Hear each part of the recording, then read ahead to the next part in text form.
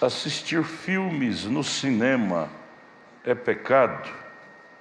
Aí você lembra daquela filha que não era cristã e insistentemente dizia para sua mãe, a mãe dela era cristã: mamãe, vamos comigo no cinema, minhas colegas vão e levam suas mães, só eu que não posso. Vamos, vamos, vamos.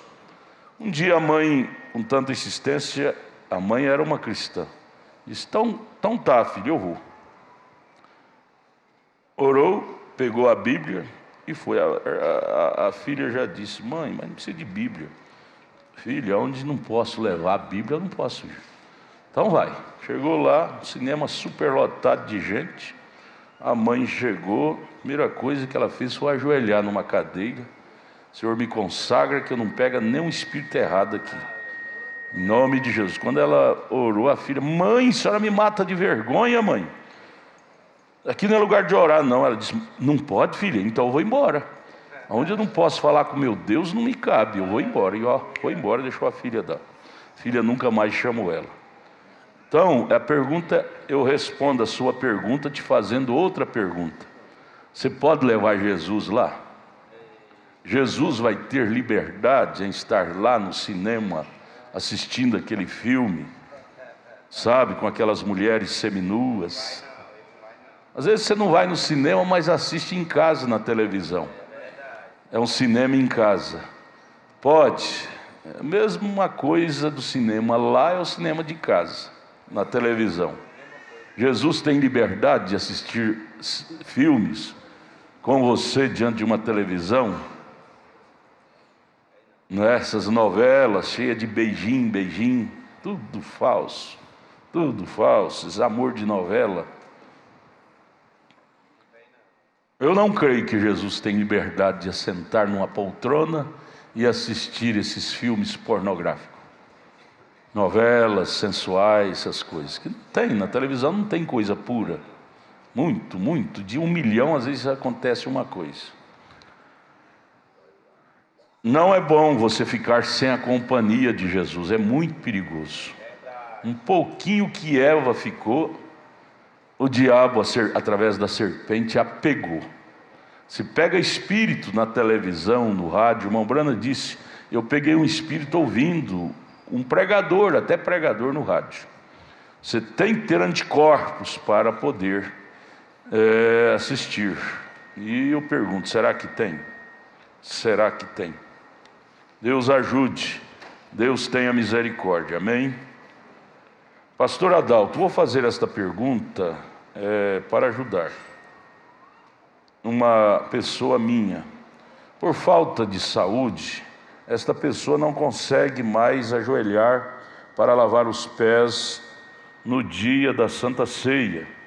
E por isto esta pessoa acha que não pode mais participar da Santa Ceia, por não ter condições físicas para lavar os pés. Pastor, por favor, ajude esta pessoa. Explique de acordo com a Bíblia, com as mensagens, se podem participar da Santa Ceia e não lavar os pés, ou se deve parar de tomar a ceia. Deus abençoe. Deus julga pelo que está no seu coração. Existem pessoas que são paralíticas. Elas não têm condição de lavar os pés, de ajoelhar, lavar os pés. Porém, elas não descreem, elas creem no lava-pés. Não é porque você não pode lavar os pés no dia da ceia de seu irmão, de sua irmã, que você não lavou o pé dela. Você lavou. Deus julga o que está no seu coração. Você estava em espírito, ajoelhado lá, lavando os pés dos seus irmãos, das suas irmãs. Viu? Não te menospreze por causa da enfermidade. Não te menospreze. Deus vê como se você estivesse lá lavando os pés. Você não descrê, você crê.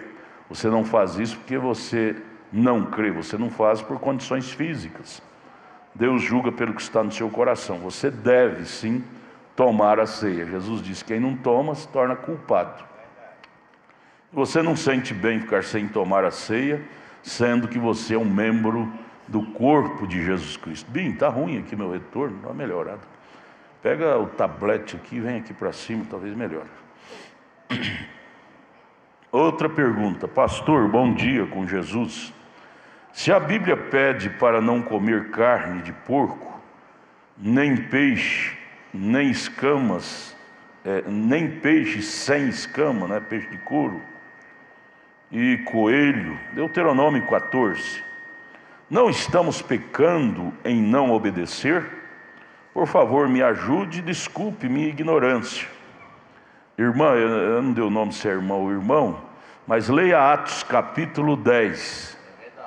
Atos capítulo 10. O Velho Testamento tinha essas exigências. E Pedro, o apóstolo Pedro, que precisava de instruções, porque estava ali passando de uma fase para outra, o tempo da lei para o tempo da graça. Pedro queria trazer essas tradições do Velho Testamento para o Novo Testamento. Quando apareceu aqueles animais para comer, Pedro estava com fome, naquele sonho, naquela visão que ele teve em Atos 10.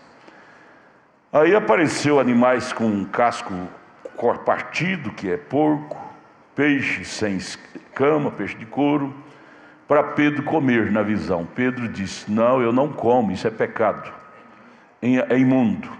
Em Atos capítulo 10, do verso 10 ao 15, leia na sua Bíblia. Depois, agora não, depois, né? Chegar na sua casa. Deus repreendeu Pedro e disse: mate e coma. Não chame imundo que Deus santificou. Calvário santificou tudo. Calvário tirou a imundície. Calvário dá liberdade, quebrou o tabu. Pode, não pode, pode, não pode. É certo, você vai comer orando, comer com ações de graça, orando, não é? Orar pela comida, porque hoje a comida está muito envenenada com essas toxinas, química, conservante, não é? Você deve, antes de comer, consagrar. Senhor, consagra esse alimento, tira todo o veneno da comida para mim comer com ações de graça. Mas a ordem foi: mate e coma, não chame imundo que Deus santificou. Amém? Então isto foi para o Velho Testamento. Nós estamos na dispensação do Novo Testamento. Outra pergunta: meu querido pastor, por favor me ajude. Cometo o erro fazer negócio ou contratar serviço de irmão ou irmão? Os profissionais que conheço em alguns ramos são do Tabernáculo da Fé. Estou em dúvida se contrato ou não. A pergunta, eu sei, é porque foi ensinado aqui que você deve evitar de fazer negócio com o irmão da fé. Por quê? Não é que o irmão é mau ou que a irmã é má, mas o diabo é mau. O diabo fará tudo para colocar problema, para vocês ter arranhões, para depois vocês não ter paz, congregar junto, lavar os pés dele na ceia, os pés uns dos outros. Então evitar é melhor do que remediar, não é? Evitar é bom, não por causa do irmão ou da irmã, mas por causa do diabo, que é astuto. Ele lança problema no tempo que você estiver negociando, ele entra nessas brechas para depois colocar raiz de amargura, desgosto, desânimo, e até não chama nem de irmão, começa a chamar pelo nome, é o João. Nem dobra a língua para dizer o irmão João. Tem que dobrar a língua, é irmão, não é? É irmã. Mas a falta de cuidado nos joga, às vezes, nestas condições. Ter cuidado. Irmã, não é por causa da irmã, não é por causa do irmão, é por causa do diabo, que pode entrar no nosso meio e trazer problema. Até visitas. Houve um tempo que era bom visitar os irmãos, visitar a irmã, comer junto, comer churrasco junto, mas com os acontecimentos de anos, temos chegado à conclusão que até essas visitas lambancentas não são boas. Não são boas. Vai na sua casa, vê seu quarto, sua casa, e descobre sua nudez. Nudez quer dizer sua fraqueza, seus pontos fracos. E aí o diabo que é terrível, coça a língua, coça até que vai contar para o outro, para outra, o que viu na sua casa. Não é bom essas lambanças de irmão com irmão nas casas. Estamos falando de medicina preventiva. A maior medicina que deveria existir era a preventiva. É melhor a medicina preventiva do que depois ter que tomar o remédio depois que já está doente, não é? E isto, espiritualmente falando, é medicina preventiva. Evite fazer negócio com irmãos. Evite de muita visitinha na casa de irmãos, não é bom. Logo descobre a fraqueza uns dos outros e perde até o respeito. Meu Deus, eu pensava que o irmão era crente. Veja o que eu vi lá. Ora, você viu coisa errada lá na sua casa? Não tem não. Sua casa não tem não. Igual o macaco, enrola o rabo e sai falando dos outros. O macaco é rabudo. E o dele? Esquece de ver o dele, não é? Então, enquanto estivermos nessa dimensão, Romanos 7 estará no nosso encalce. Um de uma forma, outro de outra. O Romanos 7, o bem que quero fazer não faço, o mal que não quero está comigo. Você vai ter isso te acompanhando enquanto você estiver nessa dimensão de humano. Falhas, rodeado de fraquezas, disse Paulo em Hebreus 5. Então é bom que fique mais longe. Para quê? Para conservar a amizade, para conservar a mente virgem. Não tem coisa mais linda, mais edificante do que ter mente virgem sobre o irmão, sobre a irmã. Ter mente virgem é pensar bem, fazer um quadro bonito daquele irmão. Aquele irmão, ele é bem mais crente do que eu. Olha, irmão Chaveiro, irmão Cacheiro. Cacheiro é bem mais crente do que eu, a santidade dele, né? É bom pensar a mais do que pensar a menos uns dos outros. E se você tiver lambanças, amizade lambancenta, comer na casa e todo dia na casa um do outro, tomar cafezinho, você vai descobrir que ele é humano e vai descobrir falha e vai dizer: meu Deus, eu decepcionei com o irmão. Pensei que ele era crente mais do que eu, vi que ele é pior do que eu. Eu te pergunto, isso vai te ajudar? Isso não vai te ajudar. Isso vai tirar a virgindade da sua mente. Virgindade de pureza. Então evite. Pastor, mas então fraternidade não é bom? É bom lá no céu. Aqui é na igreja. Na igreja é bom, se abraça, pega na mão, conversa, sorri. Mas cada um para sua casa. Evite de estar visitando. Isto é medicina preventiva. Evita do diabo entrar no meio e depois ter que ficar bicudo irmão com irmão, porque teve arranhões, teve desgastes. Todos os desgastes é por causa de aproximação. Aquela engrenagem começa a rodar em cima de engrenagem sem lubrificação, desgasta e tem que trocar. Engrenagem com engrenagem sem lubrificação, desgasta, corrói.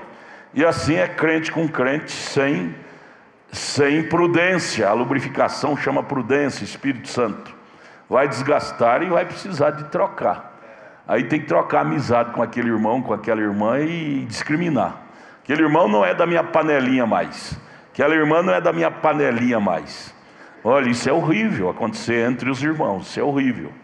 Nós temos que ter uma panelona só com todo mundo dentro. Todo mundo dentro, viu? Então, irmão, irmã, está respondido, não está?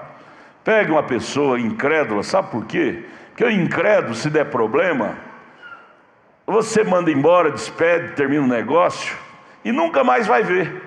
Um irmão dá problema, você vai ter que ter contato. Lavar os pés dele dia da ceia, lavar os pés dela. E aí vai lavar os pés, mas não vai poder olhar na cara dele. E ele me deu um prejuízo. Porque a mente humana é cruel. Enquanto não nascer de novo, lembra. Jesus nos perdoa e esquece, mas nós, humanos, temos essa coisa ruim. Difícil esquecer. Então, é preferível fazer negócio com incrédulo, vai trabalhar no seu trabalho, na sua empresa, contrata pessoas que não são crentes. Tudo bem, toda regra tem exceção. Existem pessoas que são nascidas de novo, que nunca vai te dar problema. Mas, se puder evitar, é melhor. Santo não tem estrela na testa. Você diz, esse é santo, esse não é. Esse não vai me dar problema, esse vai. Não tem estrela na testa. Então é melhor usar grosso modo, dizer, eu amo demais minha irmã para me enredar com ela. Eu amo demais meu irmão para me enredar com ele, depois eu ter que ficar de mal dele. Deixa eu ficar de longe, porque de longe, flor de longe cheira mais. Quando estivermos nessa dimensão, temos que ter essa prudência. Prudência e caldo de frango não faz mal para ninguém, viu? Prudência e caldo de frango não faz mal para ninguém, faz é bem, viu? Faz é bem. Tudo certo, tudo certo. A irmã Lídia está reclamando que muitos membros do conjunto não estão tendo tempo para vir ensaiar no sábado. E ela está tendo dificuldade porque está preparando para o encontro que vamos ter aqui. E aí não ensaia, ela manda o áudio através do Zap. Mas áudio não afina. Áudio você tem uma noção, afina é aqui no ensaio no dia de sábado. 4 horas da tarde ela começa. Às vezes é porque todos que estão aqui é porque eu convidei, convidei. Mas não é porque eu convidei que você tem que fazer de qualquer jeito. Eu convidei do fundo do meu coração. Mas cabe a você ver se você tem condição. Às vezes é seu trabalho, suas ocupações, não tem condição de você vir nos ensaios. Você não vai perder o arrebatamento por não poder cantar no conjunto de jeito nenhum. Isso é um acessório. Ninguém perde o arrebatamento por não poder pregar aqui no púlpito, ou cantar no conjunto, ou tocar. Não, nós temos que tirar essas coisas infantis da nossa cabeça. É melhor ter poucos, mas que tenha condição de vir ensaiar, do que ter muitos e depois não ensaia, fica coisa desafinada. A irmã Lídia fica sentido, não é bom. Então, você mesmo chega para a irmã Lídia e diga: irmã Lídia, eu não tive, como nós temos ali a irmã Samua, ela ama cantar, mas ela foi sincera, disse: eu não tenho condição de vir em todos os ensaios. Então, pastor, me desculpe, mas eu vou sair do conjunto. E foi entendido, ela está ali feliz, não perdeu o seu arrebatamento. Vocês querem cantar? Cante dueto, solo, quarteto, trio. Aqui no domingo à noite, ensaia depois da escola, você não vai deixar de cantar porque não está no conjunto, não vai deixar, não é? E assim, tocadores, técnicos de som, vocês não são obrigados, Deus vê, Deus respeita a condição de cada um. Deus respeita, desde que você esteja no Espírito. Não é que você senta lá que vai deixar de ser crente, não. Você continua amando, o cantor está cantando, o conjunto está cantando, e você está cantando com eles aqui, É o Espírito Santo, não é que você senta lá que você deixou de participar do conjunto. Você continua participando do conjunto em espírito lá, torcendo e aplaudindo na alma, no espírito, o sucesso deles, viu? Mas é bom ser mais sincero. Eu não tenho condição, meu trabalho não me oferece condição de vir nos ensaios. Eu não posso cantar no conjunto, que eu vou atrapalhar. Deus te louva muito mais do que fazer de qualquer jeito, aí fica ruim, desafina. Tá, me perdoe, mas eu tenho que dar essa nota para não ferir vocês. Senão você vai se sentir ferido, eu vou ter que sair do conjunto, o pastor me chamou com tanto carinho. Não, Deus sabe, Deus conhece. Sabe suas ocupações, seu trabalho. E assim no diaconato, e todo o ministério, viu? Deus entende. Se um dia você tiver um trabalho que lhe dê condição, está aberto, né? Está aberto. Amém? Fica leve, não fica, irmã Lídia? Sim, fica leve. Amém. Nós vamos agora, me dá meu som aqui maior um pouquinho. Cadê você? Está aqui? Mais alto, mais um pouquinho aqui. Nós vamos agora ficar de pé. Vamos ler a Bíblia.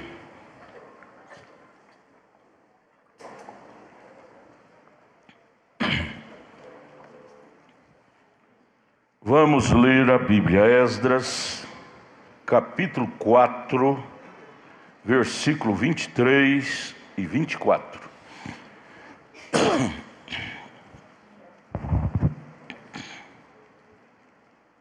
Então, depois que a cópia da carta do rei Artaxerxes se leu perante Reum e Sinzai, o escrivão, e seus companheiros, apressadamente foram eles é o tal dos samaritanos, foram eles os judeus, os samaritanos bradaram contra os judeus, impediram a força de braço e com violência de reconstruir o templo. Estamos falando sobre reconstruir o templo. Então cessou a obra da casa de Deus, que estava em Jerusalém, e cessou até o ano 2º do reinado de Dário, rei da Pérsia. Eu quero tomar como tema para esta manhã, eu quero que vocês todos me dêem a sua atenção, pisca o olho só se for preciso, viu? Por que minhas bênçãos não chegam? É a pergunta que há em muitos corações. Vamos discorrer. Irmão Érico, parabéns, o senhor está um garotão bonito. Cadê a irmã? Veio, não veio? Coitada, a irmã agora vai ciumar desse meninão bonito. Fez a cirurgia, não é? Está bem, sentindo bem? Sentindo bem. É uma ciência que Deus criou, não é? E os médicos descobriram, bariátrica. Já estava com a pressão descontrolada, diabetes descontrolada. Agora faz isso, é menino novo igual a ele. Velho, se for fazer isso, morre, viu? Velho tem transtornos.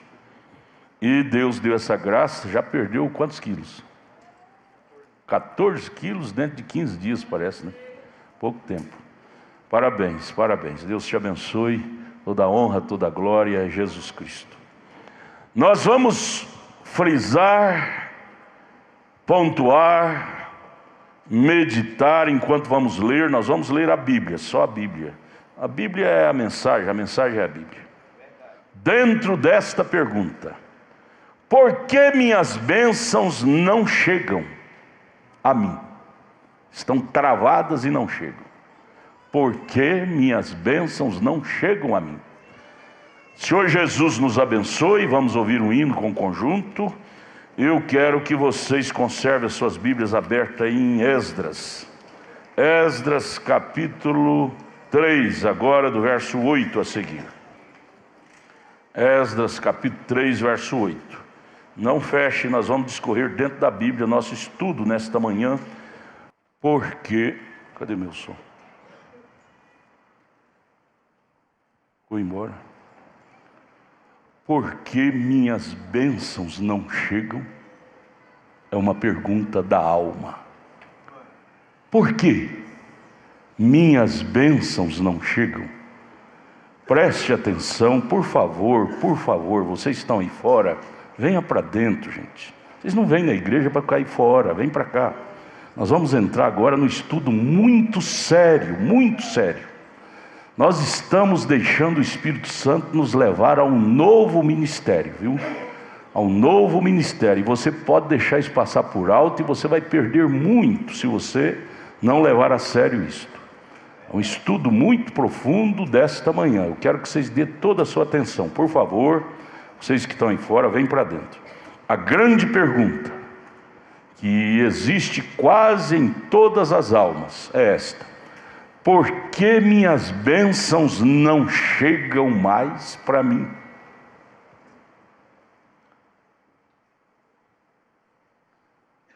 Vamos discorrer dentro da história dos judeus. Da história dos judeus. Eles são tipos nossos. Lá foi material, físico, e nós somos judeus espirituais. Lá foi a igreja física. Aqui é a igreja espiritual.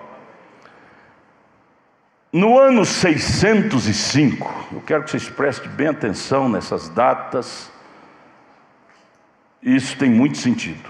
No ano 605 a.C., eles, os judeus, foram levados para a Babilônia por volta do ano 605 a.C.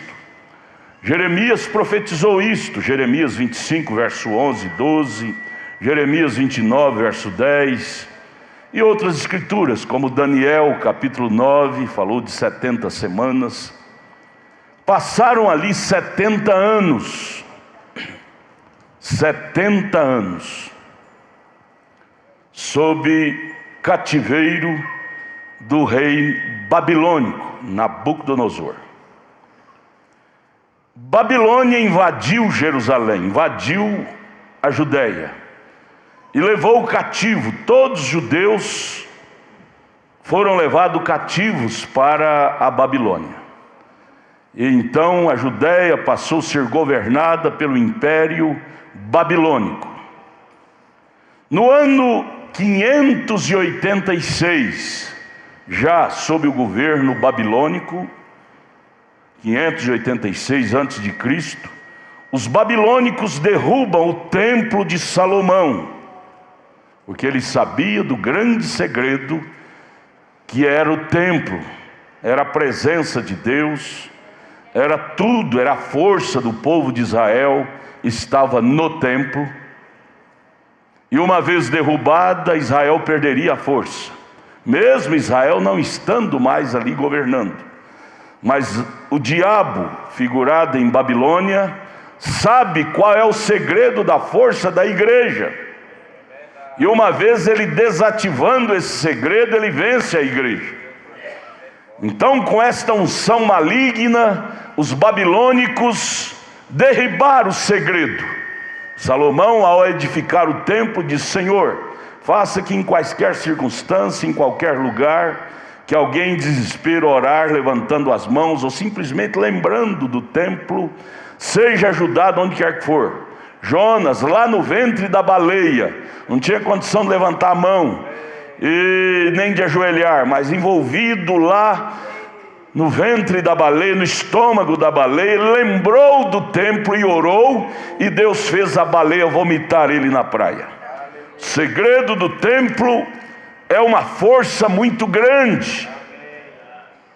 Cristo é o nosso templo hoje. Então, no ano 586 a.C., os babilônicos derribaram o templo de Salomão. Aí vem, por volta do ano 535, veja, eles foram levados para a Babilônia cativos no ano 605 a.C. Jeremias capítulo 25, capítulo 29, foi profetizado que eles estariam ali por 70 anos. Então, 605 menos 70 daria justamente nessa data.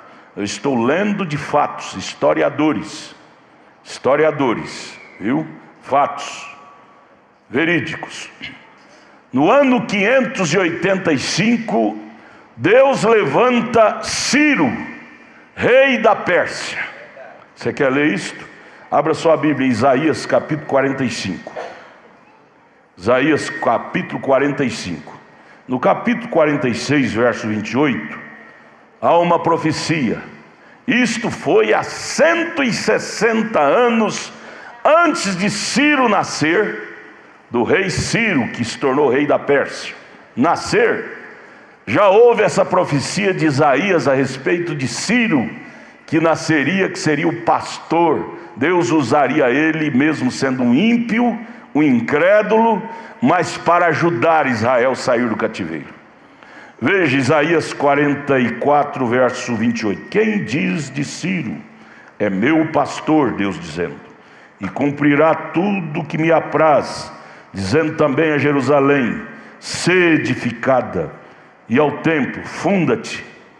Através de Ciro, Deus delegou essa autoridade para reedificar o templo quando ele viesse. Aí no verso 1 do capítulo 45 diz: assim diz o Senhor ao seu ungido, a Ciro. Ciro já se tornou ungido de Deus, mesmo sendo incrédulo, mas Deus pegou aquele incrédulo para fazer um instrumento nas mãos de Deus, para trazer a libertação de Israel. Que Deus tinha que usar um rei, uma política, um poder. Não tinha outra maneira, tinha que ser um poder. Então Deus, através de Ciro, essa profecia foi 160 anos antes de Ciro nascer, mas falou exatamente o que aconteceria. Veja, Isaías 45, verso 1. Assim diz o Senhor ao seu ungido, a Ciro, a quem tomo pela sua mão direita, para abater as nações diante da sua face: eu soltarei os lombos dos reis, para abrir diante dele as portas, e as portas não se fecharão. Deus usaria Ciro para libertar Israel do cativeiro babilônico. Isto ocorreu no ano 535, em torno dessa data, antes de Cristo. Tudo bem.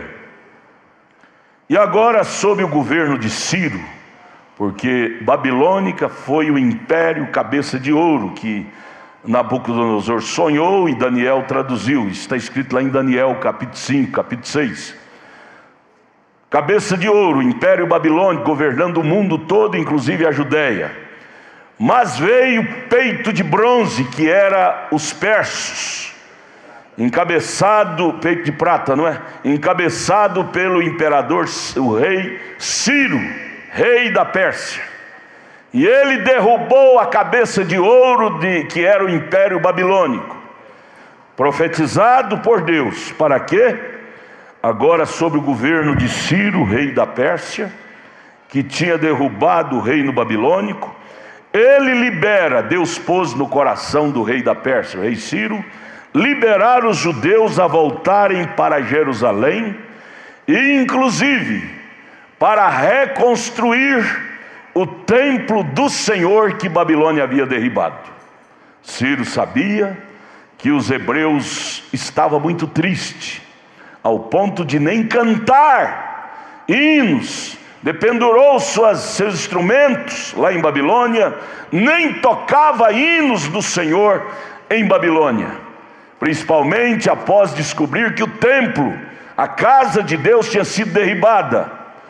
Eles estavam angustiados, e Ciro foi sensibilizado por esta angústia dos judeus, e logo que ele retomou o governo, tomou da mão dos babilônicos, a primeira ação do rei Ciro foi liberar os hebreus para voltar à sua pátria.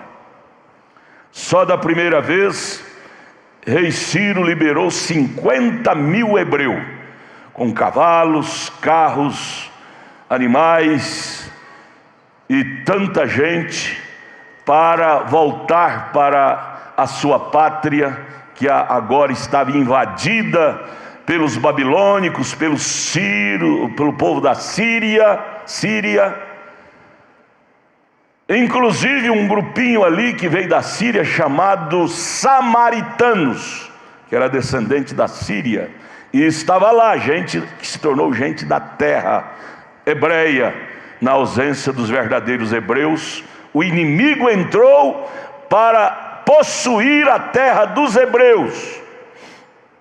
Mas Deus, que não deixa a coisa errada permanecer para sempre, usou um incrédulo, um rei Ciro, para virar o quadro, para cumprir a promessa que ele tinha dado a Abraão 430 anos atrás, que a sua semente lhe daria a terra. E permaneceria, não só daria para perder. Deus não te dá o Espírito Santo para perder, não. Deus não te dá a vida eterna para perder. Deus prometeu a Abraão que daria a Palestina para Israel, mas não era para a Babilônia tomar de novo e ficar para sempre nas mãos dela. Promessa de Deus é promessa de Deus.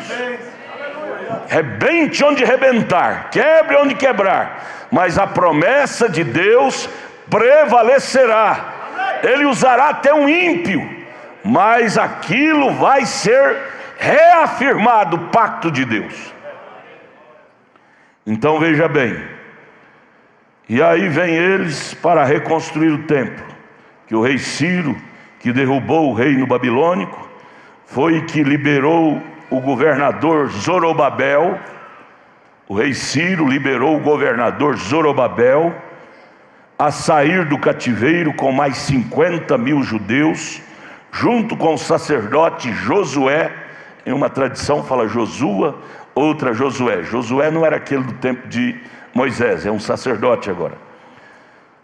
O governador Zorobabel e o sacerdote Josué, com seus companheiros, volta com mais 50.000 hebreus para Jerusalém, para a Judéia, para reconstruir o templo onde Deus habitava e amava. Então eles voltam. Vamos agora voltar a Esdras capítulo 3, verso 8. Abra sua Bíblia comigo e vamos ler, porque quando você lê, você capta mais.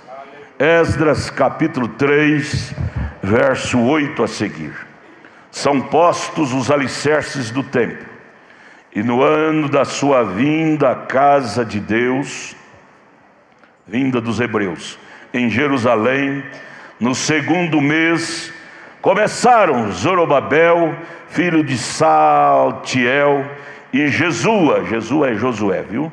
Filho de Zosadaque, e os outros seus irmãos, os sacerdotes e os levitas, e todos que vieram do cativeiro a Jerusalém,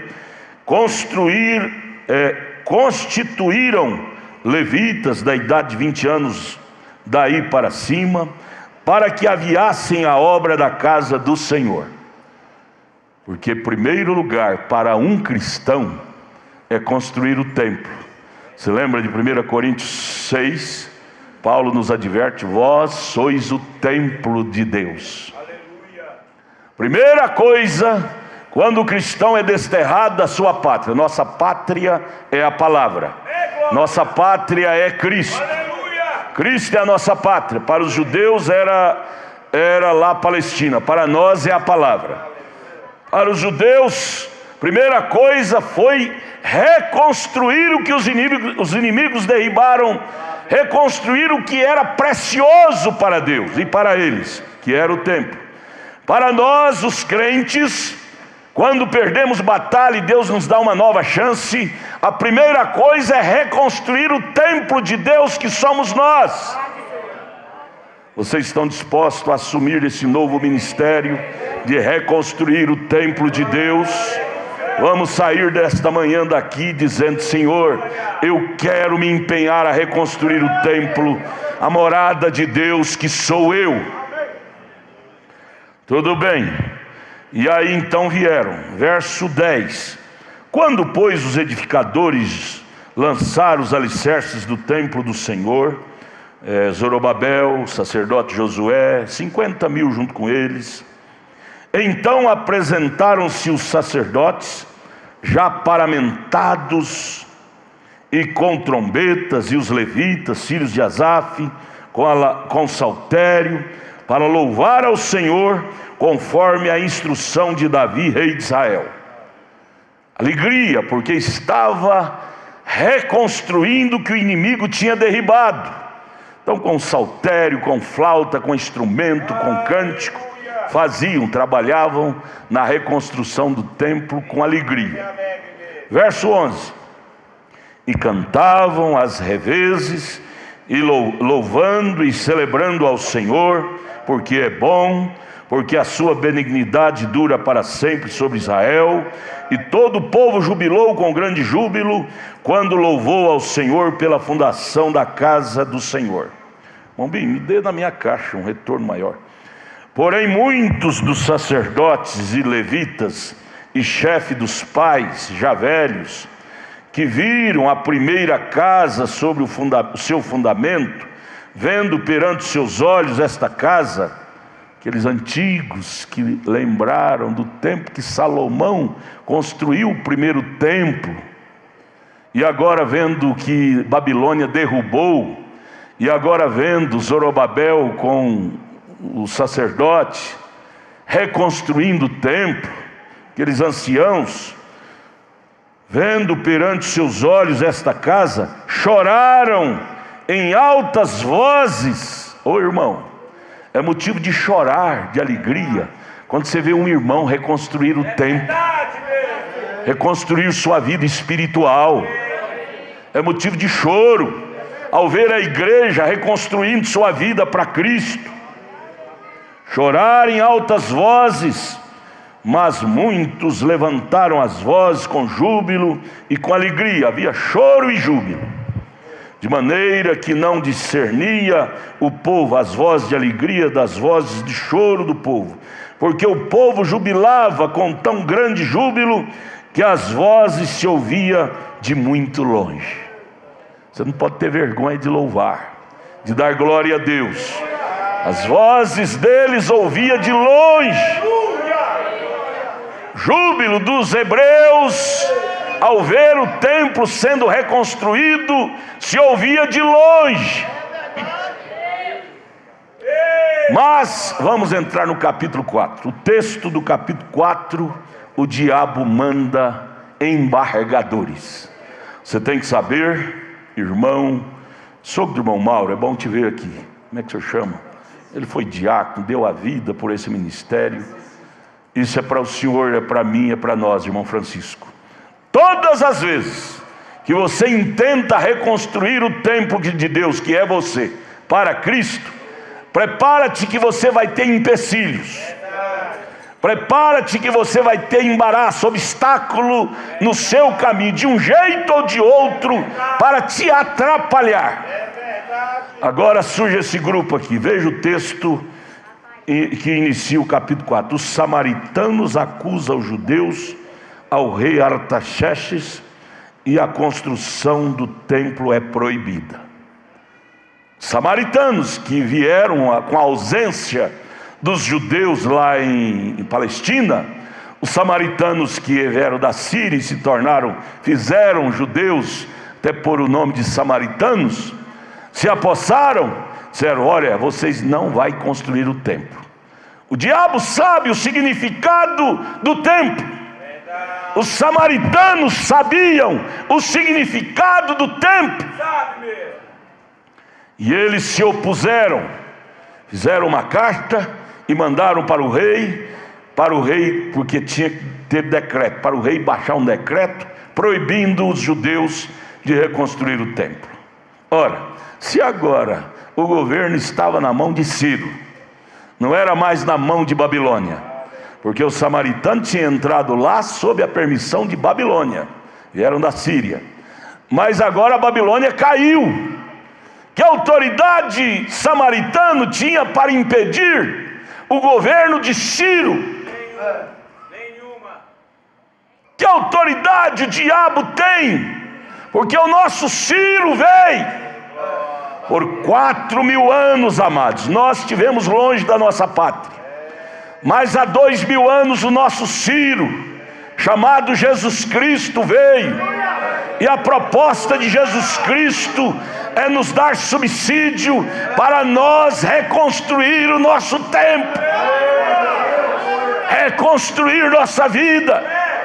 E o samaritano, que é o diabo, quer barrar, mas o samaritano tem que saber que o reino dele já acabou, o império da Babilônia já acabou, agora é império de Ciro, agora é império de Cristo. Cristo é o nosso Ciro. Mas veja o texto: os samaritanos acusam os judeus ao rei e a construção do templo é proibida. Veja, o diabo é corajoso, hein? Eu não vou deixar você ser mais crente, eu não vou deixar você reconstruir sua vida espiritual. Eu te tomei, você agora é meu. O diabo é bocudo, não é? Assim estavam os samaritanos lá. Vamos, capítulo 4, verso 1. Ouvindo, pois, os adversários de Judá, que eram os samaritanos, e Benjamim, que os que tornaram do cativeiro edificavam o templo ao Senhor, Deus de Israel. Aí, até hoje essa velha história não acaba. O diabo, quando não pode te pegar, te proibir, a primeira coisa que ele faz é associar com você para te minar suas forças, para impedir você de reconstruir o templo, que é a vida espiritual, a vida cristã, a você ter seu novo ministério espiritual em sua vida. Então o que os samaritanos fizeram? Viu que a autoridade de Ciro era grande, então eles propuseram, verso 2 do capítulo 4 de Esdras: chegaram-se a Zorobabel, que era o governador, e ao chefe dos pais, e disseram-lhes: deixai-nos edificar convosco, deixa nós trabalhar convosco. Agora, quando é que esse trabalho vai ser perfeito? Trabalhando com pessoas que não têm princípios. Quando é que você vai pensar em ter um lar feliz casando com uma mulher que não é crente, casando com um marido que não é crente? Mas a proposta é: deixa, Não tem problema não, eu vou na igreja com você, eu vou adorar com você, deixa nós construir convosco. Porque como vós, buscaremos o vosso Deus, buscará de lábio, mas não de alma. Como também já lhe sacrificamos desde os dias de Esar-Hadon, rei da Síria, que nos mandou vir para aqui. Porém, veja Zorobabel. Eu fui buscar a biografia de Zorobabel. Você veja lá em Mateus 3, que Zorobabel veio da linhagem de Abraão, Jesus veio da linhagem de Zorobabel. Zorobabel, que era um crente espiritual, que era um governador espiritual, discerniu a trama dos samaritanos. Ô irmão, quando você tem o batismo do Espírito Santo de Deus em você, você discernirá a trama do diabo no seu caminho para te atrapalhar ser um cristão. Veja o verso 3: porém Zorobabel e Josué e os outros chefes dos pais de Israel lhes disseram para os samaritanos: não convém que vós e nós edificamos casa ao nosso Deus. Essa mistura não dá certo. Onde tem muito palpite, a roda da carroça sai quadrada. Vocês têm um espírito, nós temos outro.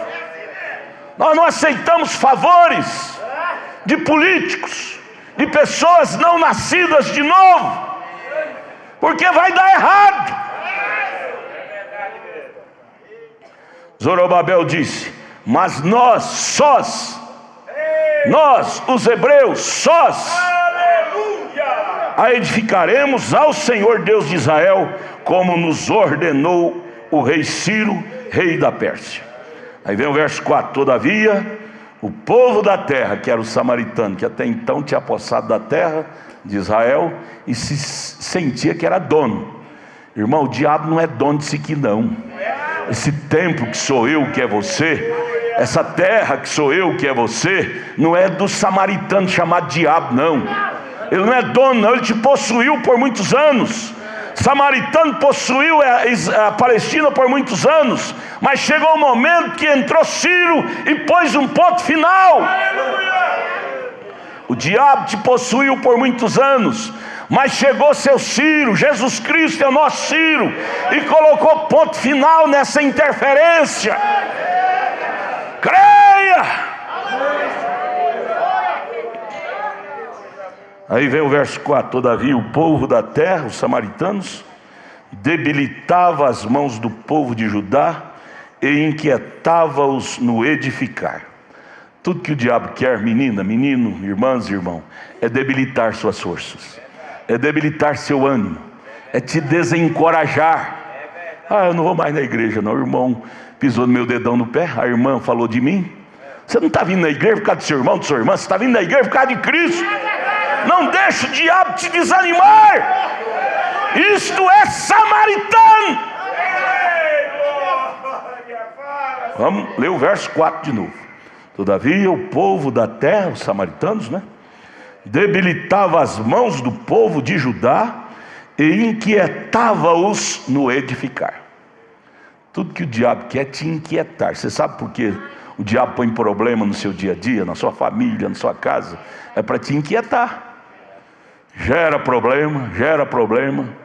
Outro dia um pastor me procurou e disse: pastor, vai explodir uma bomba nacional.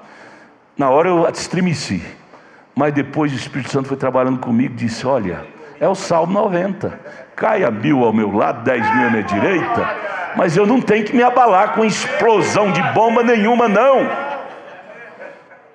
Eu não posso ser atrapalhado. Há muitos crentes atrapalhados porque deixam ser atrapalhados. É hora daquele espírito firme de Zorobabel tomar conta da igreja. Aí vem o verso 5: e alugaram contra eles os samaritanos. Veja, eles investem caro na obra. O diabo não trabalha de qualquer jeito, irmão. Às vezes nós, como cristãos, aqui trabalhamos de qualquer jeito. O diabo investe alto. Veja o verso 5: e alugaram contra os hebreus conselheiros para frustrarem o seu plano todos os dias de Ciro, rei da Pérsia, até ao reinado de Dário, rei da Pérsia. Aí vem o verso 6: e sob o reinado de Assuero, no princípio do seu reinado, escreveram uma acusação contra os habitantes de Judá e de Jerusalém. Lavraram uma carta contra Israel e mandou ao rei Assuero, Artaxerxes, para proibir Israel de reconstruir o templo, dizendo: eles não têm condição, eles é culpado nisso, errou naquilo outro, não tem condição. Essa cartinha o diabo está divulgando até hoje contra você, irmão. O diabo está divulgando até hoje contra você. Aquele crente não tem condição, aquela crente não tem condição.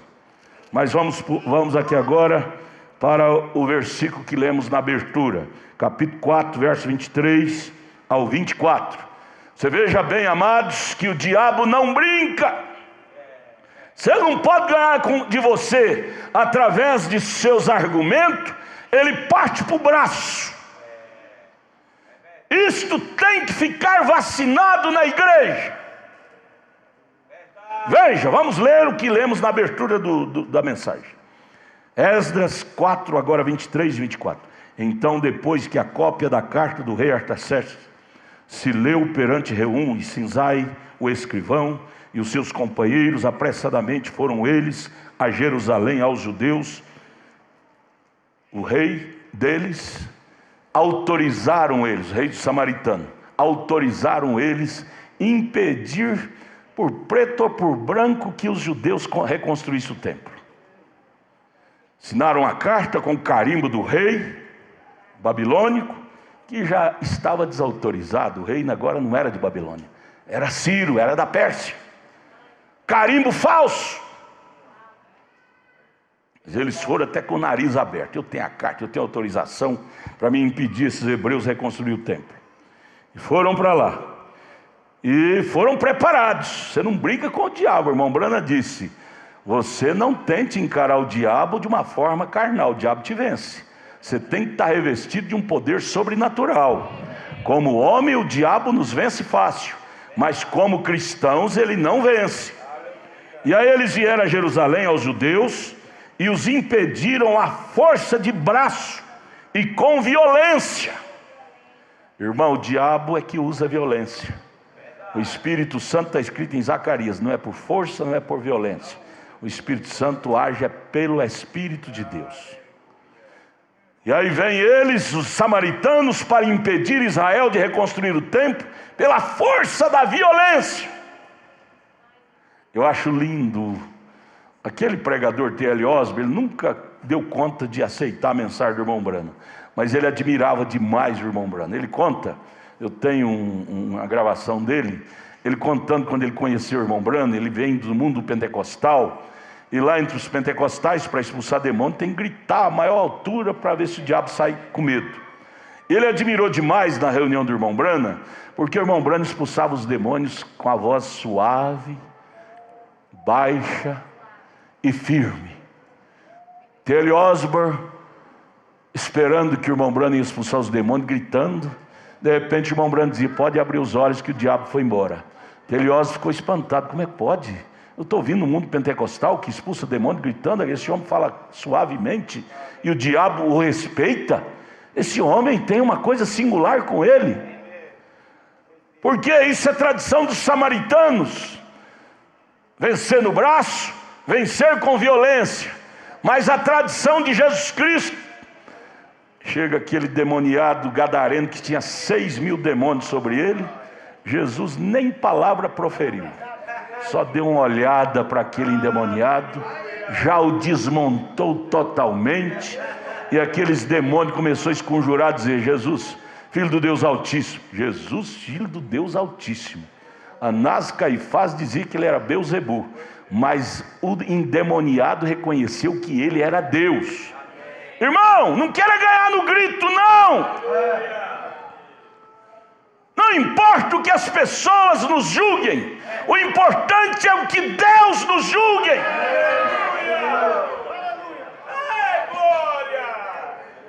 Veio com violência. Agora veja o verso 24. Então cessou a obra da casa de Deus. Zorobabel, com seus 50.000 hebreus, temeu a força violenta dos samaritanos. Às vezes, o irmão Brana fala isto, às vezes, por força demoníaca, nós como humanos estremecemos. Você lembra de Elias? Estremeceu diante de Jezabel, teve que subir lá para o lado do rio Querite, por não sei quanto tempo que ele ficou isolado com medo de Jezabel. Sim, o próprio Senhor Jesus em São João capítulo 11, o povo queria lhe matar de todo jeito, ele teve que sumir dali da casa de Lázaro, ficar 4 dias isolado, como humano. E Zorobabel como humano fugiu, parou a obra, que à frente do samaritano foi muito terrível. Irmão, ser cristão não é falar em língua, não é profetizar, isso tudo são dons carismáticos que é dado de graça sem arrependimento. Ser cristão significa autoridade sem briga. Aleluia. Parou, cessou até o ano 2º do reinado de Dário, rei da Pérsia. Cessou a obra, cessou o trabalho. Começaram a colocar só os alicerces do templo, mas teve que parar. Porque o samaritano, que era o povo que possuía a terra, forçou, até usou de violência e fez com que eles estremecessem, o governador Zorobabel, sacerdote Josué e os seus demais. Agora abra sua Bíblia no livro de Ageu. Abra sua Bíblia agora no livro de Ageu. Ageu fica depois de Sofonias e antes de Zacarias. Ageu fica depois de Sofonias e antes de Zacarias. Abra sua Bíblia correndo aí, vamos seguir juntos. Ageu, enquanto se abre a Bíblia, eu vou só comentar alguma coisa aqui, para nós começar a ler o livro de Ageu. Não leia antes de eu ler não, deixa eu só comentar. Ciro, rei da Pérsia, havia permitido que 50.000 judeus exilados voltassem a Jerusalém sob a liderança do governador Zorobabel, estou lendo a história, e do sumo sacerdote Josué. Durante o 2º ano do seu retorno, o ano 536, 535, foram lançados os alicerces do templo. 50.000 judeus, junto com o governador Zorobabel, sacerdote Josué, voltaram, venceu os 70 anos, que Jeremias tinha profetizado que eles estariam sob o governo de Babilônia. Agora voltaram e começaram a estabelecer os alicerces do templo que Babilônia derrubou no ano 586. Eles voltaram, você sabe, o cristão, a primeira coisa quando ele volta para a palavra é consertar o altar, consertar a vida espiritual. O cristão não é daquela maneira que volta para Cristo e quer levar a vida do jeito que estava, não. Não, cristão está figurado aqui na vida dos judeus. Primeira coisa que eles vieram, quando voltou para terras deles, foi reconstruir aquilo que era de prioridade, que era o templo, a casa de adoração. Sem presença de Deus, eles não teriam sucesso. Sem cultivar presença de Deus, o templo que somos nós, aí vem a grande pergunta: por que minhas bênçãos não chegam? Porque o templo está derrubado. Aí vem, sob a liderança de Josué e Zorobabel, durante o 2º ano do seu reinado, de Ciro, 536, 535, foram lançados os alicerces do templo. Porém, a oposição dos samaritanos fez cessar a obra. Consequentemente, os judeus tornaram-se espiritualmente apáticos.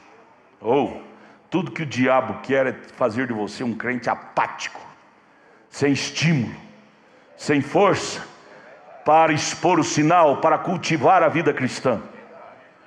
A força dos samaritanos, a força política, bélica, estremeceu os judeus e fizeram deles se tornarem apáticos, sem ação. Passar-se-ia então, passou ali, eles pararam de reconstruir o templo. Sabe quantos anos eles ficaram com a obra parada? Passou 16 anos até que retomasse a construção da casa do Senhor Deus. Deus então envia-lhe o profeta Ageu e Zacarias para encorajá-los a recomeçar a obra.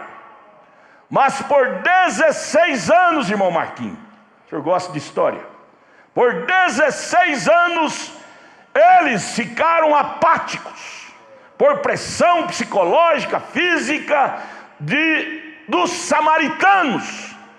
Irmão, será que o diabo não está fazendo você um crente apático, desencorajado, desanimado? Tudo que o diabo quer é te conservar apático. Saiba disto.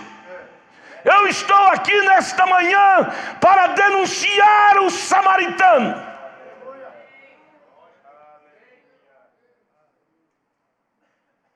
Por 16 anos, eles paralisaram a obra da reconstrução do templo. Colocou os alicerces, mas parou.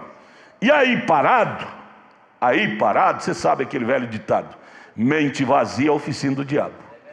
Você para com a coisa de Deus, o diabo vai colocar outras ocupações. Começar a investir-se em si mesmo. Investir em si mesmo. Você para de vir aos cultos, para de vir à igreja, você vai ter outra ocupação.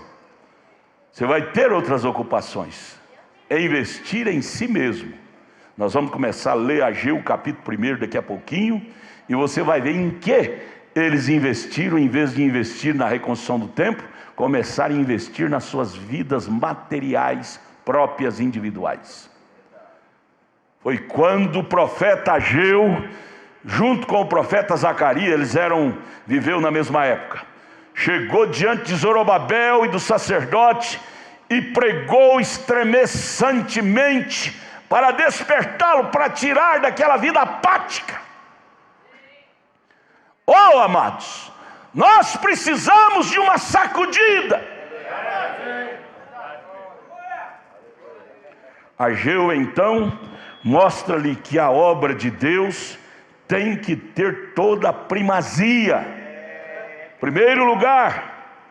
Da mesma forma, o reino de Deus e os interesses da causa do mestre deve ser a suprema prioridade na nossa vida. O que estabelecemos como prioridade indica o amor que devotamos ao nosso Senhor. O povo de Deus perder a sua bênção. Aí vem a grande pergunta: por que minhas bênçãos não chegam? Parou de vir. Você viu lá no capítulo lá que começamos lá a ler, capítulo 3, 4 de Esdras, o povo construindo cheio de bênção, de alegria, de louvor, de tamborim, de flautas, mas agora se tornou apático. Por que você começou na fé tão alegre, irmã? Irmão, cantava, regozijava, falava línguas estranhas, e agora aquela alegrião todo acabou, se tornou um crente apático. Tem alguma coisa que você parou de realizar. Eles pararam de realizar a reconstrução do templo. E aí, o povo de Deus perder a bênção, pois estava vivendo apenas em função das suas próprias vantagens. Eles revelavam um mínimo interesse pelos alvos e propósitos divinos. Próprio Zorobabel, próprio Josué, que começou a 200 por hora, agora não estava nem a 10 por hora. Já revelava um mínimo de interesse pela causa. Eu vejo vocês, obreiros, muito bom, parabéns. Os evangelistas, parabéns. Mas a minha grande pergunta é: será que vai continuar assim, nesse estímulo? A fervura do leite vai continuar no alto? Cantores,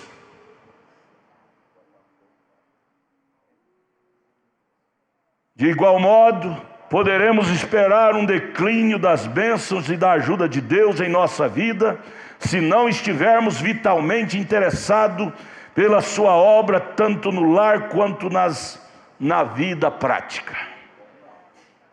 Vamos agora começar a ler Ageu capítulo 1. Por favor, você que não trouxe Bíblia, leia na Bíblia do seu vizinho. leia na Bíblia da sua vizinha. Eu quero que nós saiamos daqui nesta manhã com o coração ardendo de vontade, voltar a reconstruir o templo de Deus que somos nós. É um novo ministério está proposto para nós. Ageu capítulo 1. No ano 2º do rei Dário, no 6º mês, no 1º dia do mês, veio a palavra do Senhor pelo ministério do profeta Ageu a Zorobabel, filho de Saltiel, príncipe de Judá, e a Josué, filho de Josadaque, o sumo sacerdote, dizendo: eles que tinham sido enviados para a Palestina para reedificar o templo, tinha sido enviado pelo rei Ciro. E aí eles tinham chegado ali, verso 2: assim fala o Senhor dos Exércitos. Ageu, o profeta, e Zacarias, o profeta. Toma a palavra e fala a eles. Assim fala o Senhor dos Exércitos, dizendo: este povo diz: não veio ainda o tempo em que a casa do Senhor deve ser edificada. Quem esse povo estava falando para eles? Os samaritanos. Porque não é hora ainda de vocês edificar o templo, reedificar. Não é tempo. Quem é o diabo para dizer para você que não é tempo de você ser crente? Quem é o diabo para dizer para nós que não é tempo de nós ter os dons espirituais em nossas vidas? Olha, se Deus mandou, se o nosso Ciro mandou, mas eles deixaram ser desanimados por os samaritanos. Para com isso, não é tempo ainda de reconstruir a casa de Deus. Moça, você está nova ainda, vai dar umas festadas aí. Quando você ficar velha, você vira crente. Rapaz, você está novo ainda, não pensa nisso não. Quando você ficar velho, você vira crente. Não é tempo. Não é tempo? Será que nós temos tempo para perder tempo? Jesus ainda vai demorar tanto assim? Olha, cuidado com o tempo. Cuidado em perder tempo. Veja, esse é o profeta Ageu, juntamente com o profeta Zacarias, com o dedão de profeta na cara de Zorobabel, daqueles 50.000 hebreus, alertando, chamando a atenção deles. Verso 3: veio, pois, a palavra do Senhor pelo ministério do profeta Ageu, dizendo para Zorobabel, o governador, e o povo: é para vós tempo de habitardes nas vossas casas estucadas, e esta casa há de ficar deserta? Não é tempo para reconstruir a casa de Deus, mas é tempo para edificar suas casas estucadas, cheias de mármore, cheias de obras decoradas, e a casa de Deus ficar deserta. Obreiros, diáconos, evangelistas, isso é para nós. Isso é para nós. O tempo de Deus pode ficar desertado. As nossas casas, a nossa vida particular tem que estar linda, linda, brilhante. Mulheres, donas de casa, passa dia e noite dando brilho no piso da casa, mas na casa espiritual está fedendo mofo, suja. Não tem tempo para ler a Bíblia, não tem tempo para orar, não tem tempo para jejuar, mas tem tempo para as outras porcariadas da vida da carne. Esta foi a palavra dura do profeta Ageu, apontando o dedão de profeta na cara do governador Zorobabel. Verso 4: para vós tempo de habitar nas vossas casas estucadas, revestida de pedras preciosas, coisas caríssimas. É tempo, não é? Mas essa casa, a casa de Deus, o templo, não é tempo para reedificá-lo, não é? Para viver uma vida pomposa, cheia de aparatos carnais, é tempo. E a casa de Deus, a vida espiritual, nós somos a casa de Deus. Tem que ficar abandonada? Verso 5: ora, pois, assim diz o Senhor dos Exércitos: aplicai o vosso coração aos vossos caminhos. Em outras palavras, esse não é o caminho, Zorobabel, de estar estucando suas casas em primeiro lugar. Tudo bem morar em casa estucada de ouro puro, mas desde que o templo esteja construído. Não é pecado você morar numa casa de ouro, mas desde que a casa de Deus seja reconstruída em sua vida. Primazia, primeiro lugar, prioridade é Cristo. Aí ele puxa a orelha deles, dos Israel, por 16 anos, porque você sabe, começa de não faz mal, de não tem problema, quando você vê, você está lá no fundo do poço, e aí esquece de Deus, esquece da vida cristã, o espírito materialista te pega. O irmão Brano, profeta de Deus para esta era, ele denuncia 2 espíritos cruéis para esta era: o espírito de aquisição e sedução. Aquisitar. Nada chega. Se tem 10 mil, quer ter 20, se tem 20, quer ter 40, tudo bem. Mas desde que o templo esteja edificado. Aí então ele aponta o dedo aqui na cara de Zorobabel e do povo, dizendo: onde estou? Verso 6: semeais muito e colheis pouco. Nunca satisfaz. Sempre diga: plantei a horta, não deu, irmão, do café sem truco. Sempre gemendo. Essa história eu conheço desde criança, irmão. Meus pais nunca eram satisfeitos. Todo ano era a mesma ladainha, falando do governo, falando do prefeito, falando do político. Nada satisfazia. Nada satisfaz um coração materialista. Nada. Não tem tempo para a casa de Deus, mas tempo para os lazeres tem de sobra. Aí ele vira e diz: semeais muito e recolheis pouco. Comais, mas não vos fartais. Bebeis, mas não vos saciais. Nada sacia. Vestivos, mas ninguém se aquece. E o que recebe salário num saquitel furado, num saco furado. Nada satisfaz. Se ganha 1.000, quer ganhar 2.000, e não dá. Ganha 2.000, não dá. 1.000 não dá, 2.000 não dá, 10.000 não dá, porque a necessidade sempre é maior do que é o que ganha. A saída sempre é maior do que as entradas. Não satisfaz. Esse espírito de insatisfação não é de Deus. Quem está falando isso é a Bíblia. É o profeta Ageu. É a boca de Deus.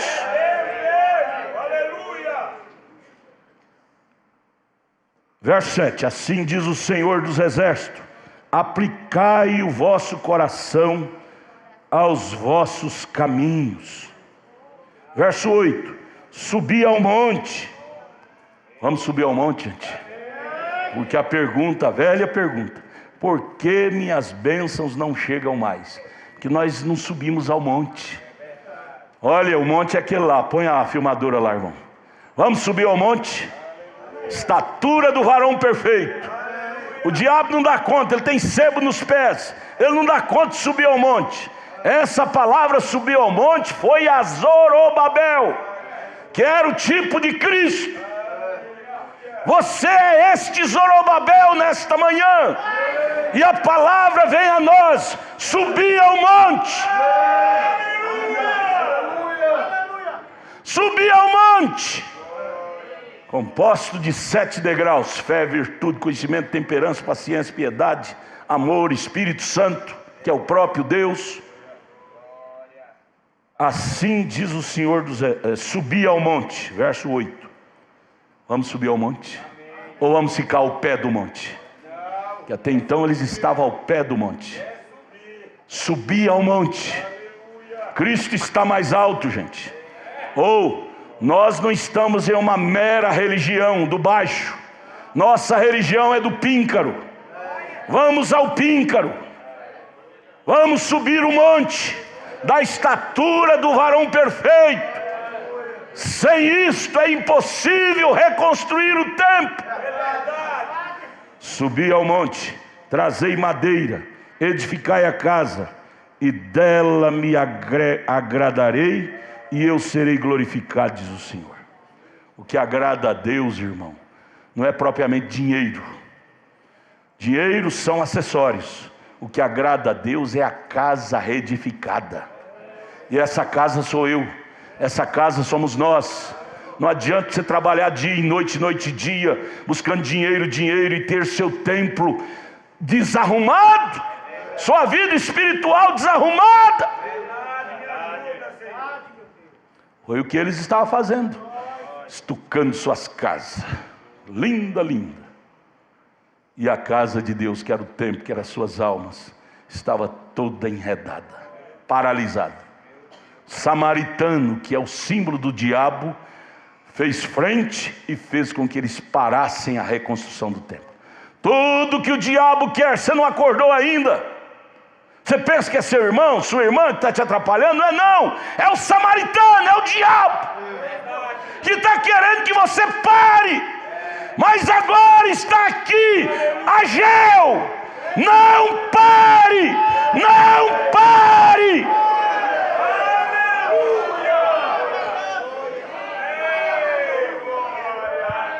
Subi ao monte. Você quer ver sua derrota? Fique no baixo. Não suba ao monte. Não vá buscar madeira para reconstruir o templo. Fica no baixo, você nunca vai ver o templo edificado. Eu estou com vontade de subir ao monte, mas amanhã eu subo. Chega amanhã, a preguiça vem, amanhã eu subo. E vamos procrastinando. Amanhã eu tomo decisão. Amanhã eu levo mais a sério. E esse amanhã nunca chega. Não é hora mais de estar fazendo propósito. É hora de ação.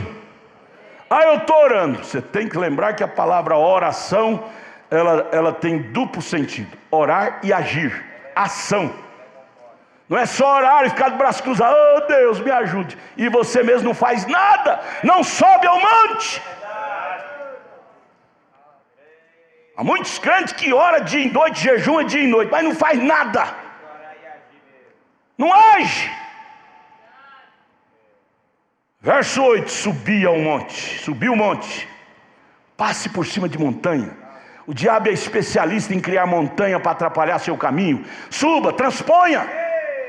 Surgiu um monte, pula aquele. Surgiu outro, salte aquele de novo. Surgiu outro, salte aquele. Vamos, vamos, vamos.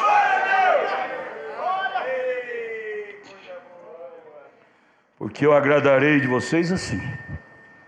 Aí no verso 9 ele prossegue.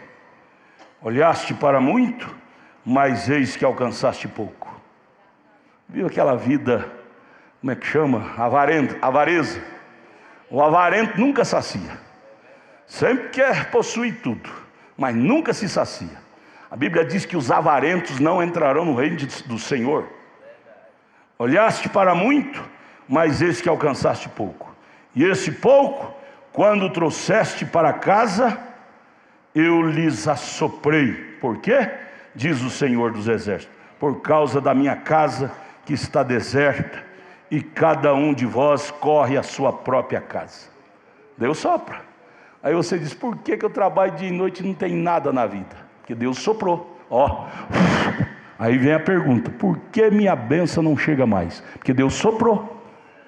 Deus não deixa você prosperar fora do plano de Deus, que é construir sua vida espiritual primeiro. Não adianta nós, como filhos de Deus, querer bênção fora de uma vida santificada. Não teremos êxito.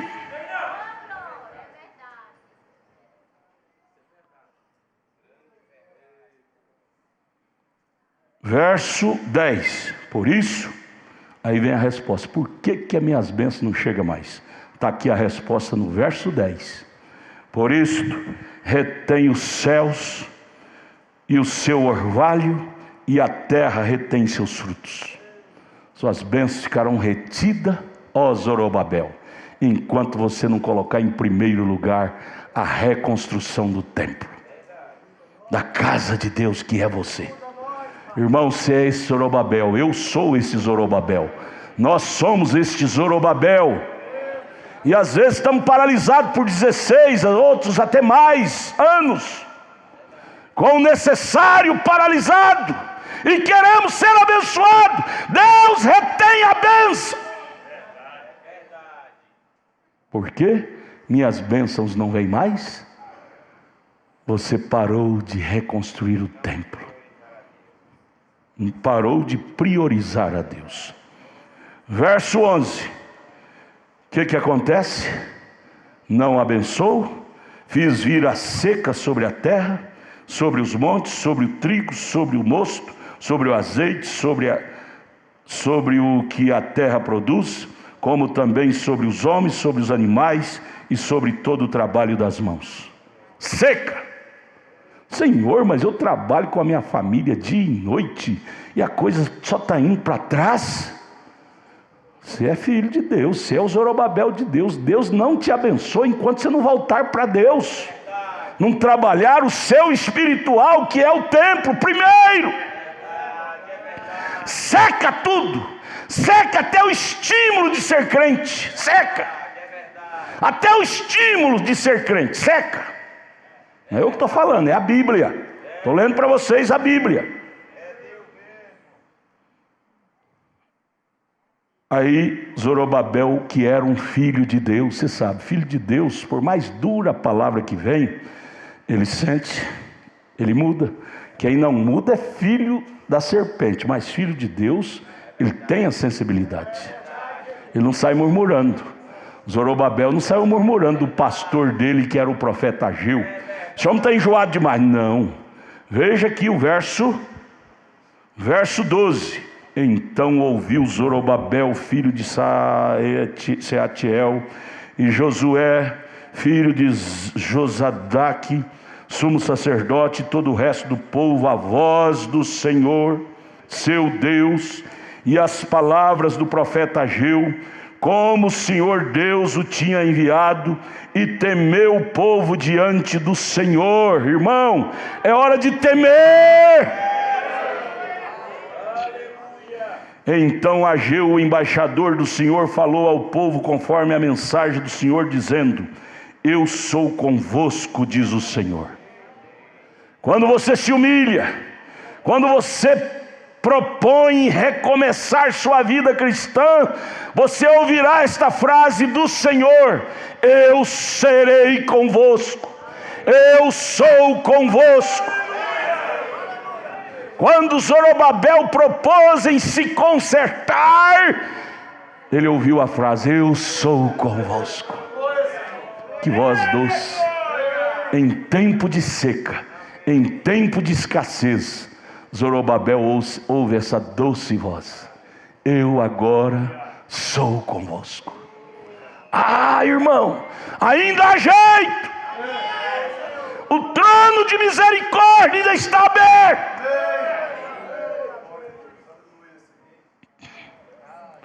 Verso 14. E o Senhor levantou o espírito de Zorobabel. Vamos deixar Deus levantar o nosso espírito nesta manhã? Até quando nós vamos ficar com o espírito baixo? Só baixaria, falando mal do João, da Manel, do Joaquim, do Pedro, do Antônio, e sem consertar nosso templo. Isso é baixaria, isso é espírito baixo, acusando a irmã, o irmão. Quem tem que ser acusado é nós. O Zorobabel somos nós. Ninguém é culpado de nossos desvarios. Veja o verso 14. E o Senhor levantou o espírito de Zorobabel. Oh Jesus, vem nessa manhã levantar nosso espírito. Levantar nosso espírito.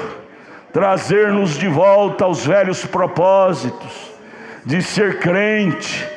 Irmão, irmãs, vamos ser crente comigo? Vamos ser crente comigo? Minha esposa, cadê ela? Está aqui? Vamos ser crente comigo? Meus filhos, meus netos, vamos ser crente comigo? Igreja, vamos ser crente comigo? Vamos entrar no nosso novo ministério nesta manhã. Amém, igreja? Conjunto, vamos ser crente comigo, tocadores, cantores. Você vai ver presença de Deus. O Senhor levantou o espírito de Zorobabel. Até quando vamos admitir esse espírito baixo em nós? Só falando da vida alheia, levando nossas culpas a outros. Nós aprendemos domingo passado que Davi foi honesto. Quando ele errou, ele não disse foi Betseba que me fez errar. Ele disse foi eu, é o meu pecado. Nós queremos passar a culpa. Eu sou assim porque a irmã fulano, o irmão fulano é culpado. Não é não. Quando não quer, dois não briga. A culpa é minha.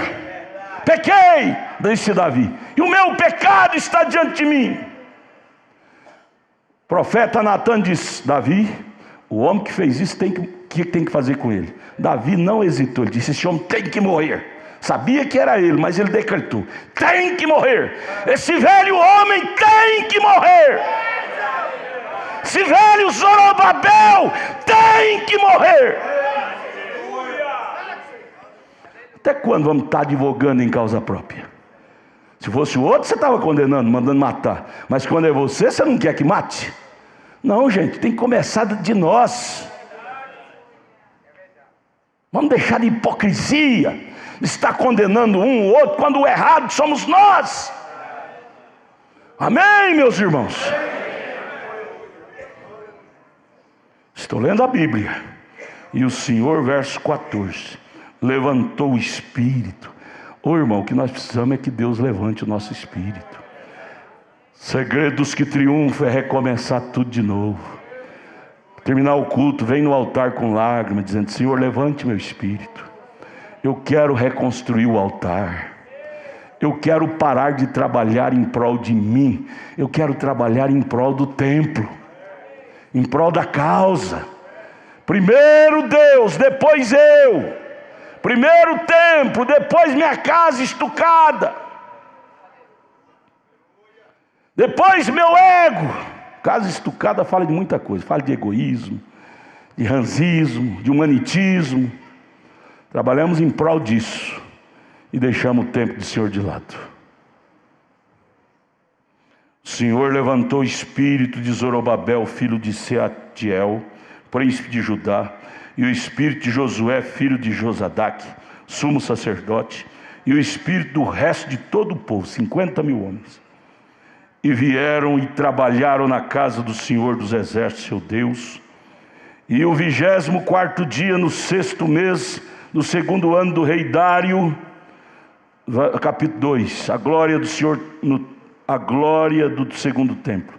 No 7º mês, ao 21º do mês, veio a palavra do Senhor pelo ministério do profeta Ageu, dizendo: fala agora a Zorobabel, filho de Sealtiel, príncipe de Judá, e a Josué, filho de Josadaque, sumo sacerdote, e o resto do povo, dizendo: quem há entre vós que, tendo ficado, viu esta casa na sua primeira glória, quando Salomão construiu? Tinha alguns antigos ali que viu. E como a vedes agora, a beleza da segunda casa foi muito maior. Oh, amados, você vai ver isso na sua vida. Quando você dispor a voltar a ser crente, você vai dizer: minha vida quando eu aceitei o evangelho era maravilhosa, mas hoje é muito mais maravilhosa. O templo que Salomão edificou era maravilhoso, mas esse novo templo é muito mais.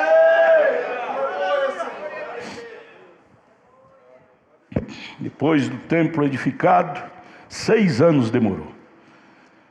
Vem o profeta Ageu e interroga: veja, viu essa casa, sua primeira glória?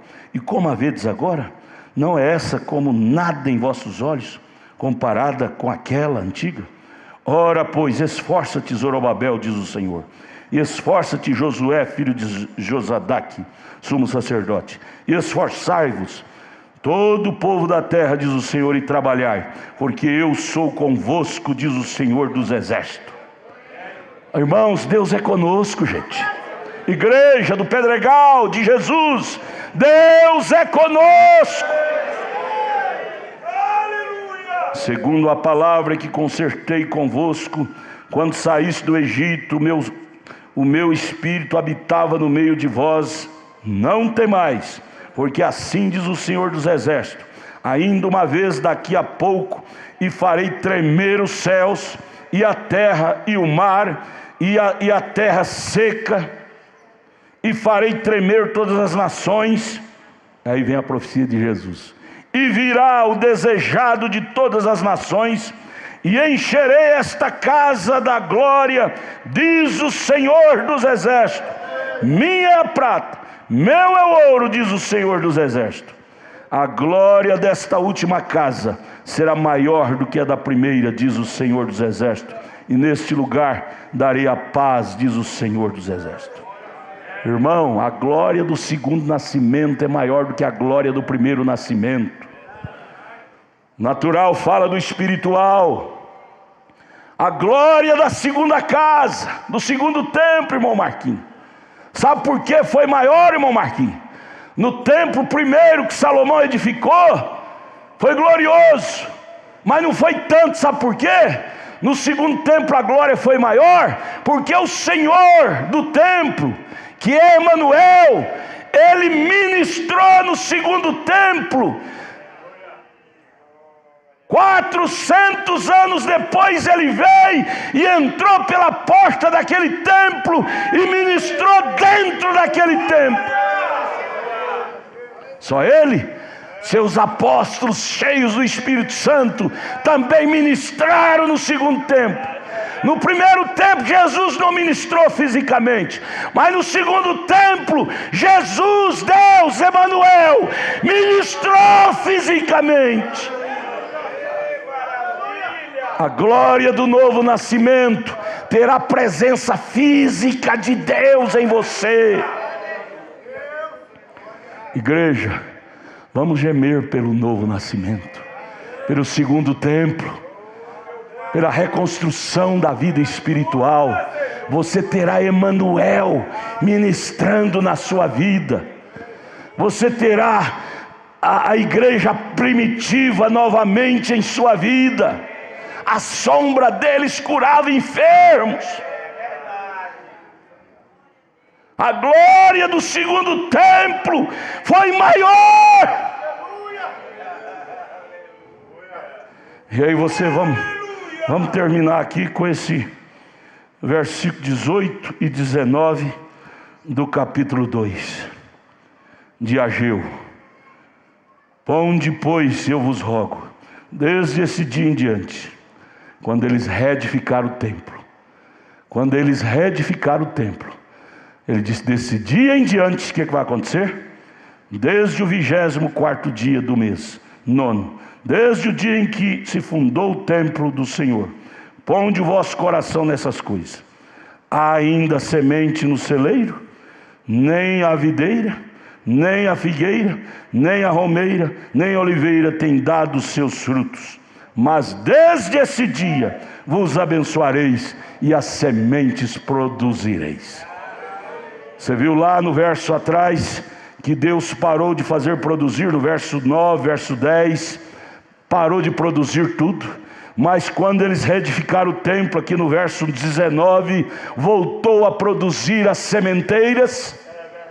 Você se torna uma vida estéril espiritualmente, mas quando você resolve a nascer de novo, a voltar a ser crente, você vai ver Josué capítulo 1 na sua vida: onde pisar a planta do seu pé, prosperarão. As sementes que não produziam voltarão a produzir. Sua vida material que estava indo ruim a pior. Eu vi uma frase essa semana, alguém escreveu: tudo que planta colhe. Eu plantei um carnê, colhi um pé de carnê. Carnê de prestação disso, daquilo, um pé, uma árvore. Isso é para quem paralisou a construção do templo. Crente espiritual não faz carnê de prestação sem necessidade. Não faz dívida, porque sabe que isso é um laço. Ele tem a que emprestar, não a pedir emprestado. Isso é Deuteronômio 28. a sementeira voltará a produzir. Por quê? Porque a glória do segundo templo é maior do que a glória do primeiro templo. A glória do nascido de novo é maior do que a glória do não nascido de novo. Em Cristo Jesus, igreja, nós temos tudo para ter sucesso. Porém, fora de Cristo, só vai haver miséria. Você vai trabalhar igual um louco, dia e noite, você e sua família, e a coisa vai vazar como saco furado. Volte a ser cristão, volte a ser dizimista, volte a ser crente, volte a vir aos cultos. Eu estou gritando.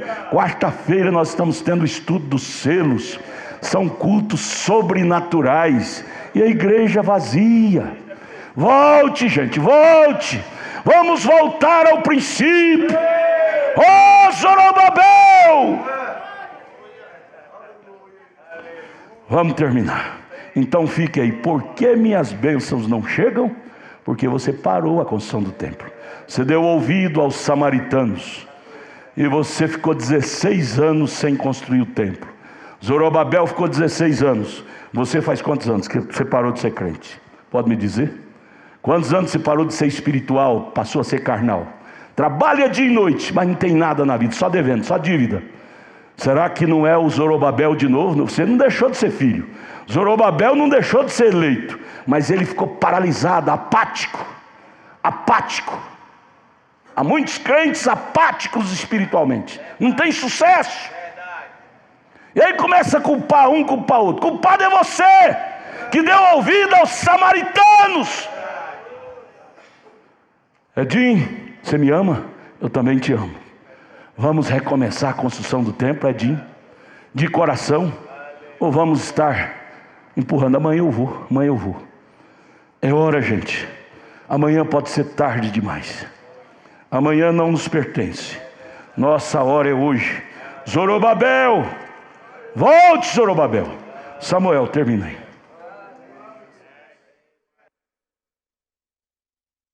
Amém. Vamos ficar de pé. Você quer dar glória a Deus? Dê graças a Deus. Diga obrigado, Jesus, por esses ensinamentos, por esta palavra em que nós ouvimos nesta manhã, aonde nós queremos, Pai, reconstruir este templo que somos nós, Pai. Oh Deus, nós precisamos disto, Pai. Nós precisamos desses conselhos, Pai. Nós precisamos colocar nossa vida diante deste altar, porque nós sabemos, Pai, que não teremos prosperidade, Senhor, fora deste lugar. Ó Deus, esta casa não pode estar deserta, mas nós pedimos ao Senhor, Pai, a presença do Senhor neste templo, que sou eu, Pai. Ó Deus, ele não pode ficar deserto, Pai. Nós precisamos da Tua presença, Senhor. Precisamos de uma reconstrução, ó Deus. Nesta manhã, Jesus, o Senhor tem falado conosco, Pai. O Espírito Santo tem falado aos nossos corações. Há uma necessidade, Pai. Há uma necessidade, Senhor, em nossas almas. É por isso que o Senhor tem falado, Pai. Tem que haver uma reconstrução. O Samuel tem que reconstruir, Pai. Dá-nos, ó Deus, mais o Teu Espírito Santo, para nós colocarmos as nossas vidas, Pai, diante da Tua palavra, Senhor. Te agradecemos, ó Deus, por esta escola, pelo nosso pastor, por esta palavra, Senhor. Continue conosco no decorrer deste dia, Senhor, nas reuniões que virão a seguir, Pai. É no nome do Senhor Jesus Cristo que nós te pedimos e te agradecemos. Amém, Jesus. Amém.